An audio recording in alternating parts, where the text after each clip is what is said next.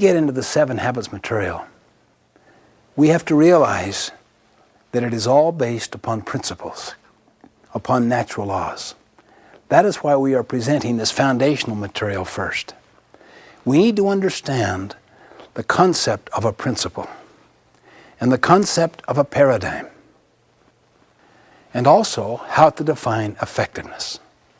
Then we'll look at the 7 habits. I suggest that principles are not only natural laws, objective, factual, external to ourself. I suggest they are also self-evident. How would we know that?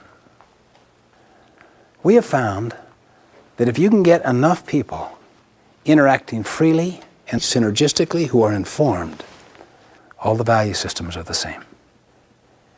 We find that regardless of one's background, religion, culture, nationality, race, gender, regardless of the level in the organization, regardless of the industry or the profession, the same underlying values are universal. They represent what we could call principles. There is consensus that surrounds them, such as integrity, service, contribution, the growth and development of people, kindness, how you treat people, dignity, fairness. These are universals. Every one of the habits represents a principle, a fundamental natural law that is self-evident. Now, let me just give an illustration of the difference between a social value and principles. It was a dark and stormy night.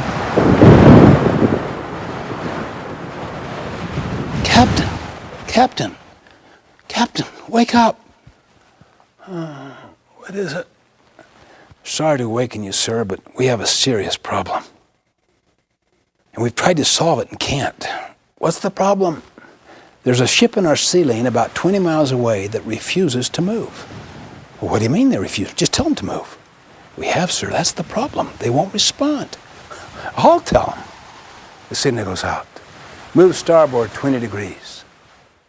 The signal comes back. Move starboard 20 degrees yourself. What arrogance.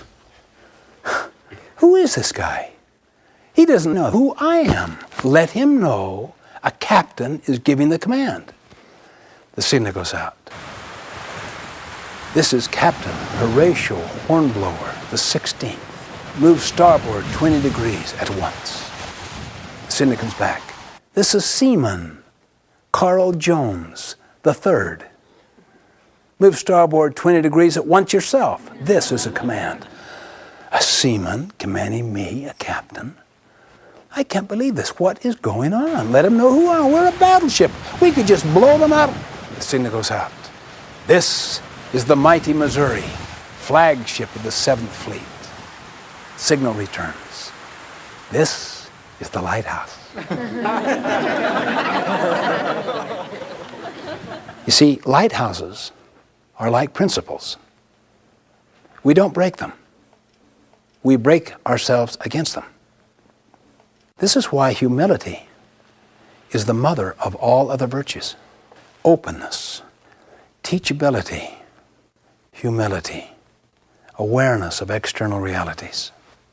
If you can cultivate that and apply it with other people, you'll change the whole nature of the culture.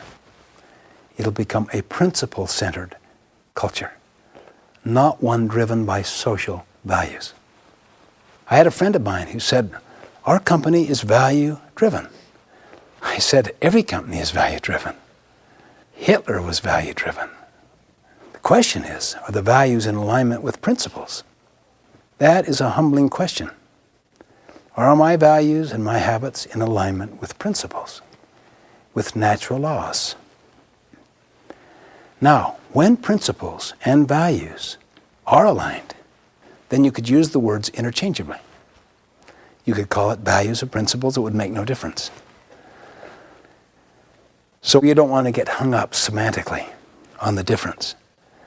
But if they are not aligned, then it's better to see what the principle is and what the established value is, and then work here to align it.